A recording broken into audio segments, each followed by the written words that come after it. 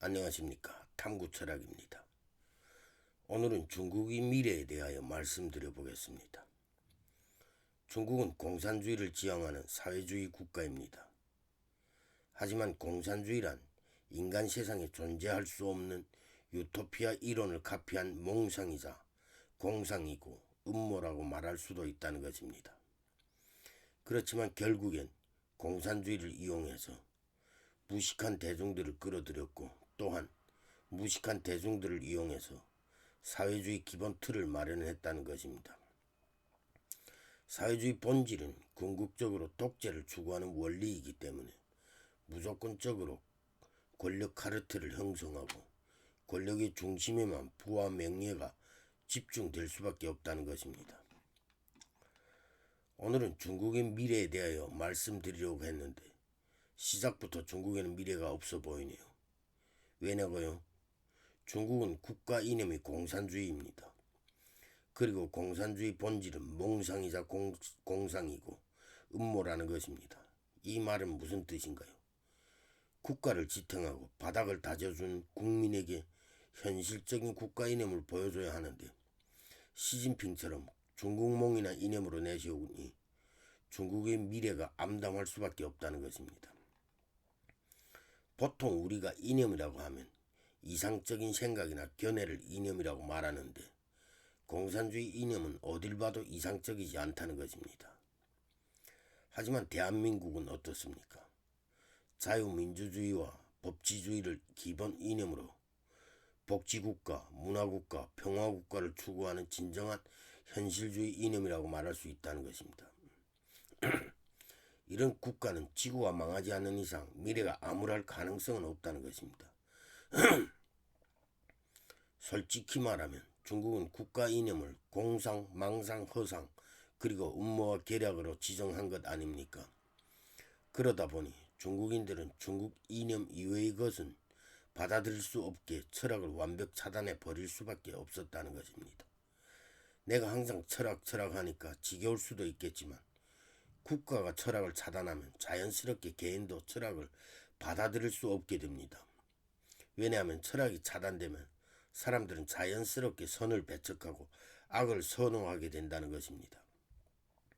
왜냐하면 선은 배려와 미덕을 선호하고 악은 무한 경쟁 속에서 본능에 의한 힘의 원리 혹은 음모와 계략이 내재되어 있기 때문이라고 본다는 것입니다.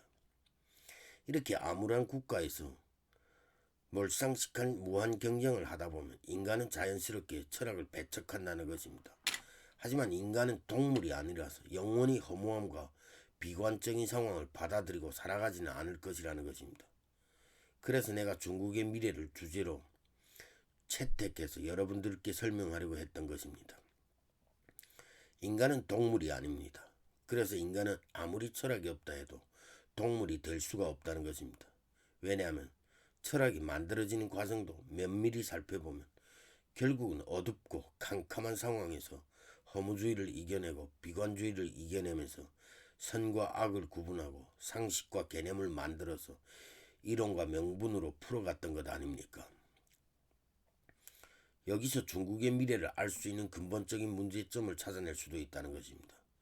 철학이 차단된 국가에 살다 보면 대중들은 무기력하면서 포악하고 지성은 없지만 본능적이라는 것입니다. 그렇다면 기득권은 음모와 계략만 점진적으로 발전할 수밖에 없다는 것이죠. 그렇다면 이러한 기득권들의 음모와 계략이 반영될 수 있는 이해관계는 어디에 있을까요? 바로 과학기술이죠. 하이테크놀로지.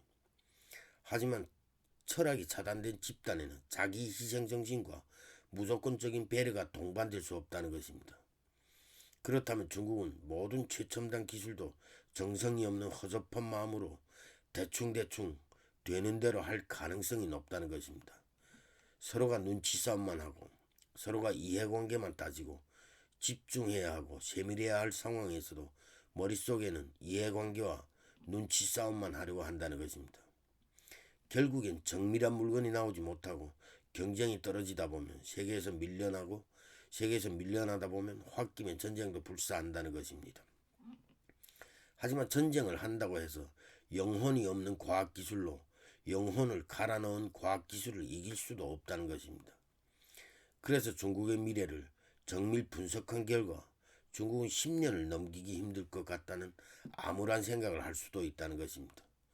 여기서 한마디 더 한다면 중국은 결국 공산주의 체제를 끝까지 지키기 위해서 협업과 타협을 거부하고 민주주의 국가와 대립하면서 무너져가는 경제 위기와 더불어 내부 혼란을 수습하기 위해서 전쟁을 불사할 수밖에 없다는 것입니다. 그래서 중국은 전쟁에서 망할 것이고 미래의 중국을 또다시 여진족에게 맡길 가능성이 높다는 것입니다. 그렇다면 이번에는 어떤 나라가 여진족이 될 수 있을까요? 여러분의 추측에 맡기겠습니다. 감사합니다. 오늘은 여기까지 하고 다음에 더 좋은 영상으로 찾아뵙겠습니다.